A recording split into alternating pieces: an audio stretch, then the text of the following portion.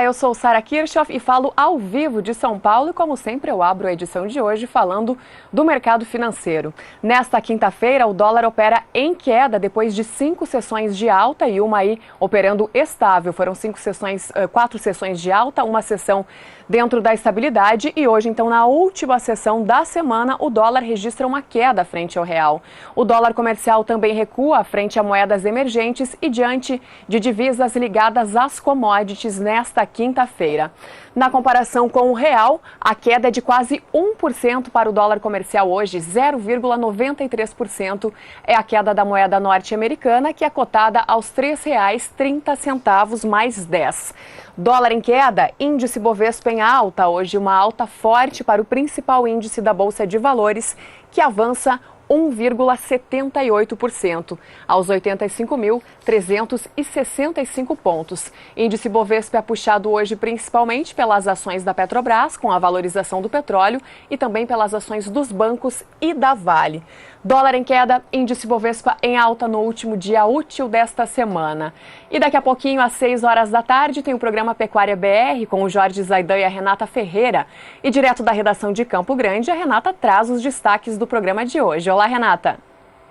Olá, Sara! Olá a todos que acompanham o mercado do campo. Estamos aqui preparando mais uma edição do Pecuária BR. Entre os destaques de hoje, vamos falar sobre uma importante ferrovia que liga São Paulo a Corumbá, Mato Grosso do Sul, que deve ser recuperada por meio de um acordo entre Brasil e Alemanha. Outro destaque é que a partir de maio, produtores da raça Girolando poderão fazer testes genômicos nos animais. E tem também as informações do leilão que você acompanha neste sábado, com transmissão ao vivo pelo Canal do Boi. É o leilão Continental e convidados, com realização da Central Leilões. O Pecuária BR é depois do Mercado do Campo, a partir das 18 horas, horário de Brasília. Obrigada pelo espaço, Sara. Espero vocês. Por aqui agora a gente segue, o assunto é o mercado do café. Depois das quedas registradas nos últimos dias, o café opera em alta. Hoje, nesta quinta-feira, eu começo destacando o café arábica na Bolsa Futura de Nova York. Ele vem num movimento aí de recuperação, puxado por fatores técnicos, só que a alta do café arábica, ela é limitada principalmente por causa de uma expectativa de uma grande safra no Brasil, que é o principal produtor e exportador de arábica do mundo. De olho na tela, contratos com entrega em maio, em alta de 0,33%, por $1,18 por libra-peso. Os contratos com entrega em julho aparecem por $1,20 por libra-peso e os contratos com entrega em setembro aparecem hoje nos últimos negócios por $1,22 por libra-peso. De acordo com a agência Estado, fundos de investimentos e especuladores podem ter alterado parcialmente as posições vendidas, mas sem mudanças suficientes para manter uma tendência altista nas próximas sessões. Mas hoje, então, os preços ficam mais altos para o café arábica na Bolsa de Nova York e também para o café BMF Bovespa, negociado aqui na B3 em São Paulo. O contrato com entrega em março avança fortemente em 2,4% na sessão de hoje, enquanto os contratos com vencimento em maio registram uma valorização de 0,39% para $142,70 a saca. Contratos com entrega em julho registram alta de 0,4%, subindo para $138,60 a saca. E contratos com entrega em setembro, que é o mês referência para o mercado do café, aparecem com uma alta de 0,31% para $146,05 a saca. Café BMF Bovespa também em alta, assim como o café arábica em Nova York. Já o café robusta, negociado na Bolsa Futura de Londres, opera em queda hoje para os principais contratos mais próximos. Ele chegou a ter alta hoje durante parte do dia. O movimento é de realização de lucros em uma semana de ganhos acumulados. Os contratos com entrega em março ficam sem alteração na sessão de hoje por $1.777 a tonelada, enquanto os contratos que vencem em maio registram uma queda de 0,23% para $1.725 a tonelada. Os contratos com entrega em julho têm uma leve queda de 0,05% para $1.750 a tonelada e os contratos com entrega em setembro aparecem nos últimos negócios por $1.700 751 dólares a tonelada. Alta para o café arábica em Nova York e alta também para o café BMF Bovespa, negociado na Bolsa de Valores de São Paulo, e queda então para o café Robusta nessa sessão eletrônica desta quinta-feira.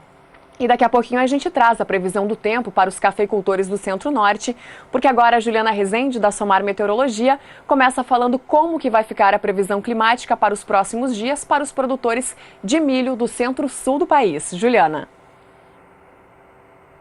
Olá, boa tarde a todos. O plantio do milho safrinha já está praticamente finalizado no centro-sul do Brasil. Ao longo dos últimos dias, as chuvas mais fracas beneficiaram o avanço das atividades no campo e também diminuíram um pouco mais a disponibilidade hídrica do solo no sudeste e na região sul. Para os próximos dias tem previsão de chuva, só que não vai ser aquela chuva tão volumosa e também com pancadas mais fortes. No centro-sul, a chuva fica mais restrita e com maior intensidade na região centro-oeste. Entre o sul e o sudeste, a chuva ainda acontece, só que o volume já não deve ser tão elevado. Tanto que o tempo mais seco predomina entre o oeste gaúcho e também nas áreas mais ao norte de Minas Gerais. Ao longo da segunda semana, entre os dias 4 e 8 de abril, as chuvas perdem intensidade na maior parte do centro-sul e as pancadas acabam acontecendo de maneira mais irregular. Ao longo do terceiro período, até pelo menos o dia 13 de abril, as chuvas seguem fracas na maior parte do centro-sul. Isso porque as áreas de instabilidades vão se concentrar nas áreas mais ao norte do país. Então, com chuva mais fraca no centro-sul ao longo dos próximos períodos, a expectativa é de avanço das atividades no campo e principalmente já para finalizar as atividades de plantio do milho safrinha no centro-sul do país. Daqui a pouco eu volto com mais informações do tempo. O Mercado do Campo faz agora um rápido intervalo e daqui a pouquinho a gente volta para falar sobre uma campanha da Citrus BR para tentar amenizar a queda no consumo do suco de laranja e também com as cotações atualizadas da soja e do milho desta quinta-feira. Não saia daí. Estamos de volta para falar sobre uma campanha da Associação Nacional dos Exportadores de Sucos Cítricos aqui do Brasil, em parceria com uma associação da União Europeia, que visa elucidar as questões sobre os benefícios de se consumir o suco de laranja para a saúde. Muitas informações desencontradas vêm ajudando a trazer uma queda expressiva no consumo do suco de laranja no mundo. Nos últimos anos, essa campanha então visa reverter este quadro. Sobre este assunto, eu conversei com o diretor executivo da Citrus BR, o Ibiapaba Neto, que fala um pouco dessa campanha e também sobre esta queda no consumo que afeta diretamente o Brasil, que é hoje o principal exportador de suco de laranja do mundo. Vamos acompanhar a entrevista. Ibiapaba Neto, diretor executivo da Citrus BR, seja bem-vindo ao SBA. É um prazer estar aqui. Ibiapaba, falar então dessa campanha que está sendo promovida pela Citrus BR, também com a Associação Europeia de Sucos, né? Por que especificamente vocês escolheram fazer junto com a União Europeia? Eles são hoje os maiores consumidores de suco do Brasil, considerando aí que o Brasil é o maior exportador de suco de laranja do mundo? Exatamente. A União Europeia representa 70% dos embarques de suco de laranja brasileiro, portanto é o nosso principal mercado. Né? E não adianta você querer fazer uma promoção de qualquer produto que seja, se você não tiver o apoio das marcas locais que vendem o nosso produto. Então, a gente exporta o suco de laranja commodity, suco de laranja concentrado ou suco de laranja não concentrado, que é o pasteurizado, e esse produto ele é vendido por uma série de marcas em diversos países da União Europeia. Então, essas marcas, que são 35 empresas europeias que compram mais de 90% do nosso suco, elas são as nossas parceiras nessa campanha, que prevê, tem como objetivo falar dos benefícios de suco de laranja para um público muito específico, que é de médicos, nutricionistas e profissionais de saúde em geral. Você falou então um pouquinho já de que forma que essa campanha está sendo conduzida. Ela acontece principalmente por causa de uma diminuição que vocês vêm observando aí no consumo do suco de laranja e às vezes é porque os profissionais de saúde, como vocês falam aí durante a campanha, inclusive a diretora de Relações Internacionais da Citrus BR falou no evento esses dias, né? Que esses profissionais da saúde eles acabam não orientando os seus pacientes para consumirem o suco de laranja. Está faltando algum conhecimento, alguma busca que vocês estão agora proporcionando para eles? Sem dúvida, a gente estudou muito esse mercado antes de começar a fazer a campanha, que está indo já para o terceiro ano, e uma das coisas que a gente percebeu, Sara, é que nos últimos 20, 25 anos, as marcas que são responsáveis por vender o suco de laranja, elas se preocuparam em comunicar o que elas tinham de diferente entre elas, por questão concorrencial, e esqueceram de falar do que elas têm em comum. que são os benefícios do suco de laranja. Então o benefício do suco de laranja ele é praticamente igual para todas as marcas. Então faltou essa comunicação. E agora esse trabalho que a gente está fazendo de uma maneira setorial com as nossas empresas, a nossa associação e a Associação Europeia, ele visa justamente cobrir essa lacuna, né, que é essa falta de informação, que inclusive ela foi mensurada numa pesquisa recente que a gente fez. Essas pesquisas elas também trazem dados referentes ao conteúdo que tem dentro da caixinha, né? Porque a gente vê muitos sucos no mercado em que a quantidade de suco, e não necessariamente o de laranja, mas a quantidade de suco ela é muito pequena, né? Então existe também esse resgate aí para mostrar que existe o suco de laranja aí dentro da caixinha, ele puramente dito também? Você tocou absolutamente no ponto, que é justamente essa confusão que os próprios profissionais de medicina e de saúde, eles fazem. Porque quando a gente fala suco só pode ser suco 100%. Né? Claro que dentro da categoria suco você tem outras bebidas, que são os néctares e os refrescos. Né? Um néctar é um produto que tem até 50% a partir de 50% de conteúdo de suco, até 99%, e o refresco que tem ali entre 10% e 50% de conteúdo de suco. Né? Então o que acontece? Os próprios profissionais de nutrição, de saúde, eles não sabiam coisas básicas que a gente mediu nessa campanha nessa pesquisa feita pelo Instituto Ipsos. Por exemplo, eles não sabiam que suco 100% não tem açúcar adicionado. E não tem açúcar adicionado, inclusive não pode ter, é um crime se tiver. E mais uma série de outros benefícios que foram testados, esses conhecimentos, e a gente viu que realmente falta para esses profissionais um apoio no sentido de levar as melhores informações, é o que a gente pretende fazer agora. E em contrapartida, a indústria também vem trabalhando a favor disso, mostrando na caixinha, na embalagem, quando que é 100% suco, quando que não é. Isso também está sendo feito, né? Isso é feito, mas esse inclusive foi uma das discussões que a gente teve com a própria Comissão Europeia, porque uma das nossas demandas era justamente colocar no rótulo não existe açúcar adicionado.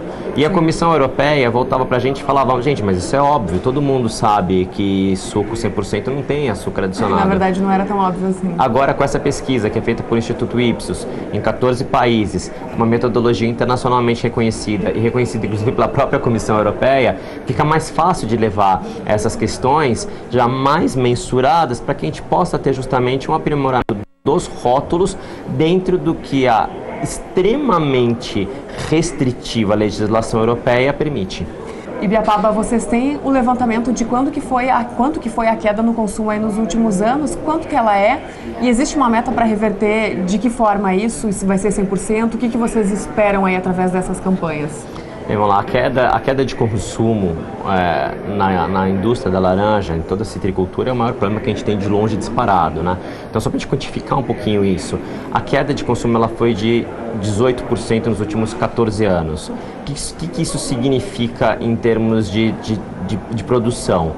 A gente está vivendo esse ano a segunda maior safra dos últimos 20 anos, né, que está estimada em 397 milhões de caixas. A perda nesse período é de mais de 450 milhões de caixas que deixaram de ser consumidas no mundo na forma de suco de laranja. Então, quer dizer, é como se o Brasil tivesse perdido mais de uma safra que deixou de ser vendida na forma de suco. Então, isso tem um impacto terrível em toda a cadeia, né?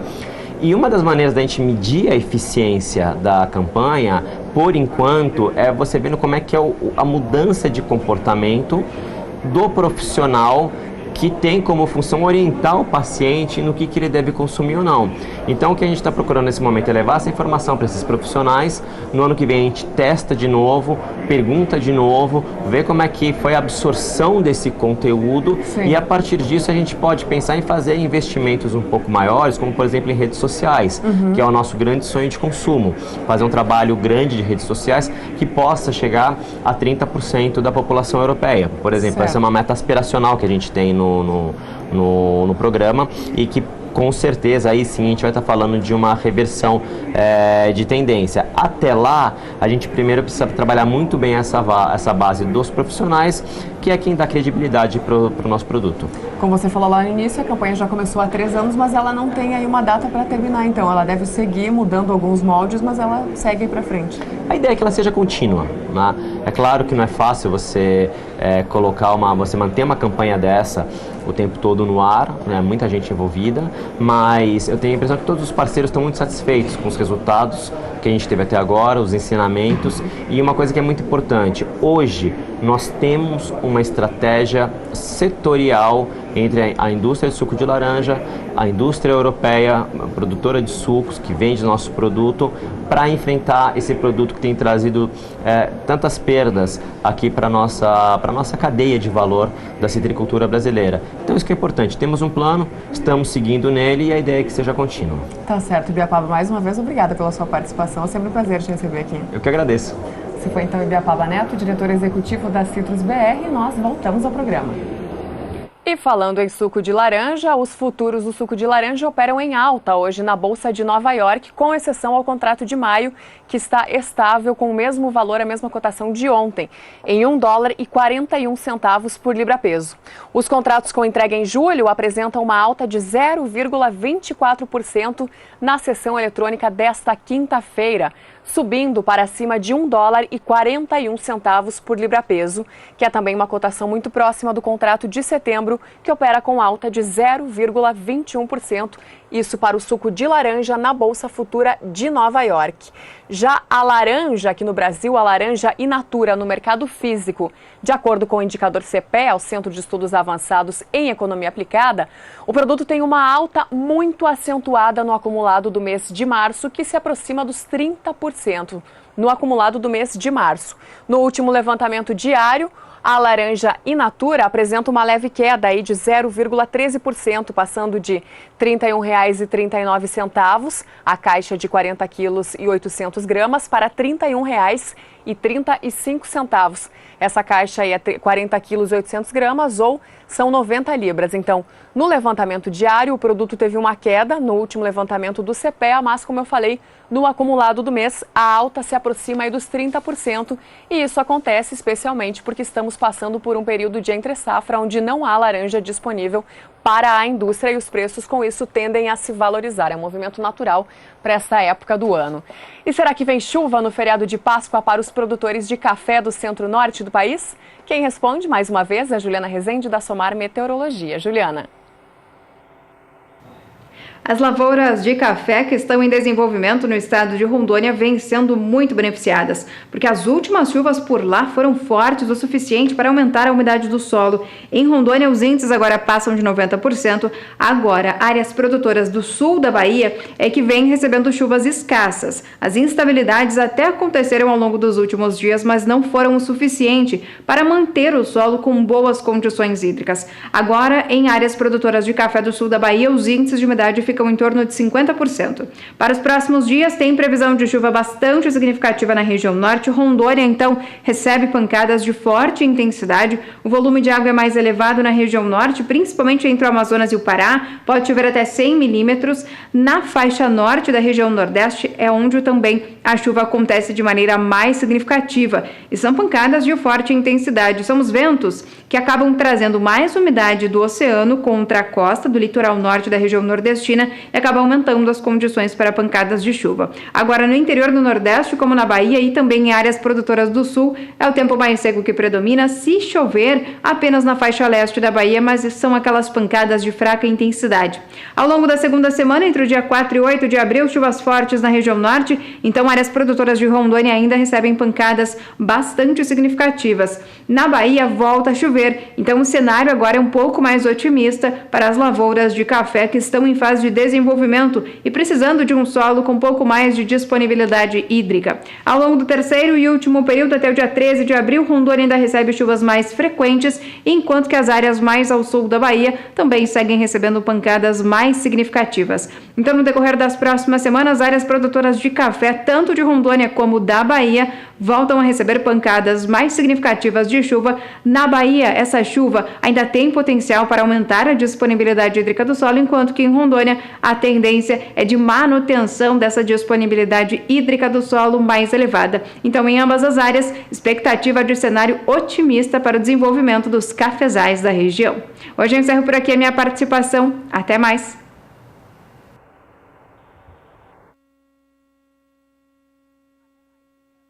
E o assunto por aqui agora é a soja e o milho. Os futuros dos dois produtos passaram a operar em forte alta hoje na Bolsa de Chicago, uma alta impulsionada pelo relatório do Departamento de Agricultura dos Estados Unidos, que prevê uma área menor para as duas culturas lá no país norte-americano. Para a soja, a expectativa do mercado era de que a intenção de área semeada nos Estados Unidos ficasse em 36 milhões e 800 mil hectares, só que o número ficou 800 mil hectares a menos do que o mercado esperava, em 36 milhões de hectares, de acordo com esse relatório do Departamento de Agricultura dos Estados Unidos. Na temporada 2017 e 2018 foram semeados 36 milhões 480 mil hectares, ou seja, quase meio milhão a mais de hectares do que agora. E isso fez com que os futuros da soja hoje tivessem essa alta que a gente está vendo aqui, com valorização acima de 2% para os principais contratos mais próximos.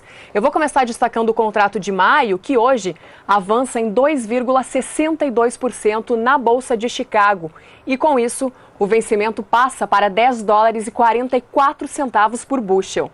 Os contratos com entrega em julho também sobem acima de 2,5% para 10 dólares e 55 centavos por bushel. E os contratos com entrega em agosto operam em alta de 2,66% para 10 dólares e 58 centavos por bushel. Dia de recuperação importante para a soja em Chicago. Soja BMF Bovespa também opera com fortes altas na sessão de hoje, com valorização de 2,63% para o contrato de maio, que com isso avança para 23 dólares e 3 centavos a saca.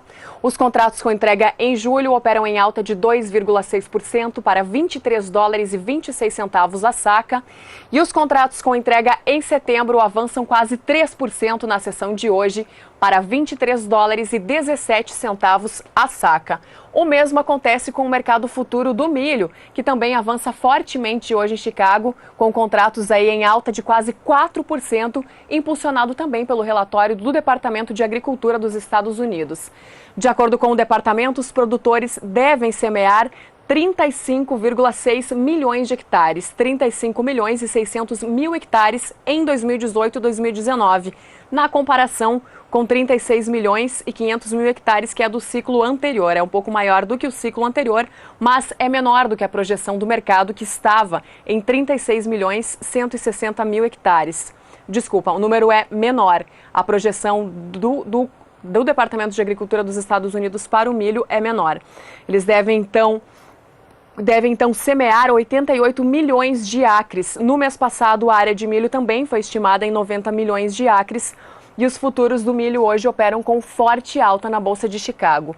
Os contratos com entrega em maio têm alta de 3,81%, subindo para 3 dólares e 87 centavos por bushel.